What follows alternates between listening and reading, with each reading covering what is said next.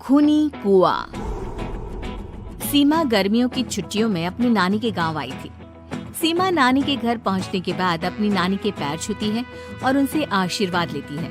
तभी उसकी नानी उससे कहती है, इतनी बड़ी हो गई मेरी सीमा, चल जल्दी से हाथ मुंह धो ले, मैं तेरे लिए खाना लगा देती हूँ। भूख लगी होगी ना? हाँ नानी, भूख तो लग रही है मुझे, आपके हाथ के बने हुए पीले दाल और चावल खाने की। इतना टाइम हो गया है मुझे आपके हाथ का बना हुआ दाल चावल खाए हुए। तू तो नौकरी में व्यस्त थी, तो तुझे कहाँ से टाइम मिलेगा अपनी नानी के लिए? और जब इतने टाइम बाद आई है तो ज्यादा टाइम के लिए रुक कर जाएगी तू। हाँ नानी, इस बार पूरे 2 महीने के लिए आई हूँ। सीमा की नानी अंदर जाकर उसके लिए खाना बनाने लगती है। सीमा कमरे में अकेली होती है, तभी उसे किसी औरत के रोने की आवाज सुनाई देती है। वो कभी खिड़की से बाहर झांकती है तो कभी दरवाजे से बाहर झांकती है। उसे समझ में नहीं आ रहा होता है कि आखिर रो कौन रहा है। तभी नानी खाना लेकर आ जाती है। वो अपनी नानी से कहती है, नानी, कोई औरत रो रही है क्या? मैं जब से यहाँ आई हूँ तब से मुझे यहाँ किसी औरत की रोने की आवाज आ रही है। हे भगवान, कहीं ये वही तो नहीं? बोलो ना नानी। अरे कोई नहीं रो रहा, ये तेरे मन का वहम है। और तू ना अब खाना खा ले, ज्यादा यहाँ वहाँ की बातों में ध्यान मत दिया कर। जल्दी से खाना खा और फिर मेरे साथ आ जा मेरे कमरे में, दोनों बैठकर खूब सारी बातें करेंगे। ऐसे ही अगले दिन सीमा अपनी नानी के साथ गांव के बाजार जा रही होती है। उसी रास्ते में फिर से किसी औरत के रोने की आवाज आती है। वो अपनी नानी से कहती है, अरे नानी, क्या सच में तुम्हें अभी भी किसी औरत की रोने की आवाज नहीं सुनाई दे रही? मुझे किसी औरत की बहुत बुरी तरीके से रोने और चीखने की आवाजें आ रही हैं। मैं बहुत परेशान हूँ नानी, आखिर ये कौन है? मुझे लगता है कि सीमा को शहर भेज देना चाहिए, यहाँ रहना उसके लिए ठीक नहीं। नानी बोलो ना, आप चुप क्यों हो जाती हो? सीमा, तू घर चल, मुझे तुझसे बहुत जरूरी बात करनी है। नानी सीमा को घर ले आती है और सीमा से कहती है, सीमा, कल सुबह तू शहर वापस चली जाएगी। अरे अचानक? आखिर क्या बात है नानी? आप मुझे ऐसे जाने को क्यों कह रही हो? मैं बस जो कह रही हूँ उस पर ध्यान दे। तू कल सुबह यहाँ से चली जाएगी, और ये बात मैं कोई मजाक में नहीं बोल रही। तू कल जाएगी तो मतलब जाएगी। अरे नानी, चली जाऊंगी मैं, ठीक है, पर आखिर बात क्या है ये तो बता दो।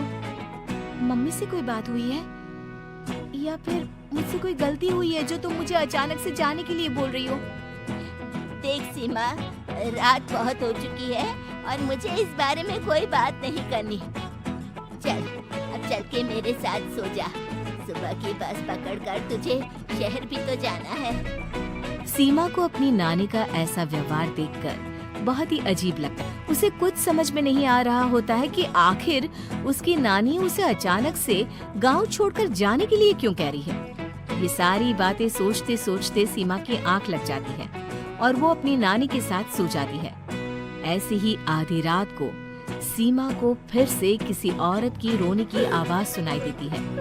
वो उस औरत की आवाज सुनकर बार बार करवटें बदल रही होती है और तभी उसे सपने में भी एक अजीब सी औरत की परछाई दिखाई देती है, जो इतना चीख चीख कर रो रही होती है कि सीमा डरकर उठ जाती है। वो पूरे पसीने पसीने हो रही होती है। वो अपने आसपास देखती है तो घर में बिल्कुल शांति का माहौल होता है। सीमा घबरा जाती है। वो अपनी नानी को जगाने की कोशिश करती है मगर उसकी नानी नहीं जगती। सीमा को फिर से उस औरत की रोने की आवाज सुनाई देती है।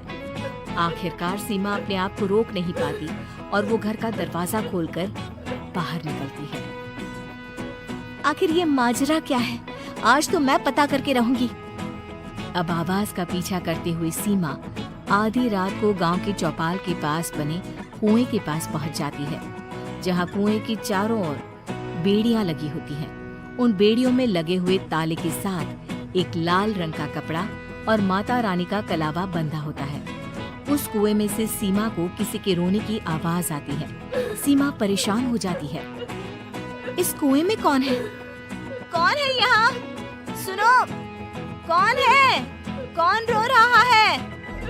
वो चिल्ला चिल्ला कर पूछती है और साथ ही लोगों को जगाने की कोशिश करती है, मगर किसी को भी उसकी आवाज सुनाई नहीं देती।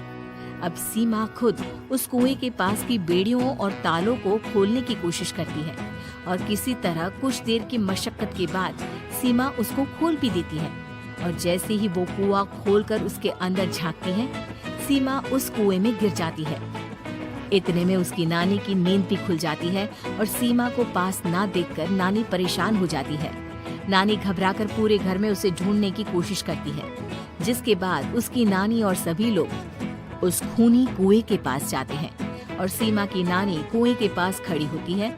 सभी गांव वालों और सीमा की नानी को सीमा के चिल्लाने की आवाज आती है, बचाओ, कोई मुझे बचाओ। मेरी बच्ची, हम आ गए, हम तुझे बचा लेंगे।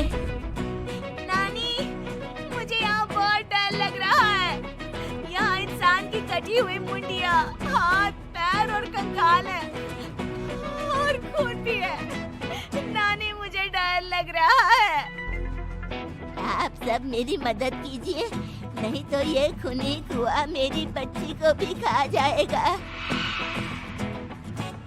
अरे मुझे तो ये समझ में नहीं आ रहा कि आखिर इस खूनी कुएं को खोला किसने। सालों पहले इसको इतनी मुश्किलों के बाद तांत्रिक बाबा ने बंद किया था। अरे पूरा गांव खूनी कुएं के बारे में अच्छे से जानता है, तो कोई भी जानबूझकर तो ऐसा करेगा नहीं। मतलब किसी ने अनजाने में इसे खोल दिया है भैया। सीमा को इस बारे में मालूम नहीं था और जब से वो यहाँ आई थी तभी से उसे किसी औरत के रोने की आवाजें भी सुनाई दे रही थी। कहीं सीमा ने ही तो उसे नहीं खोला। अगर ऐसा है तो फिर सीमा का बचना बहुत मुश्किल है। वहीं कुएं के अंदर सीमा रोते हुए बैठी होती है कि उसे आवाज सुनाई देती है जो कुएं के बाहर खड़े गांव वालों में से किसी को सुनाई नहीं देता। आज सालों के बाद मुझे ताजा खून मिलेगा। तेरा खून पीकर आज मैं अपनी प्यास बुझाऊंगा।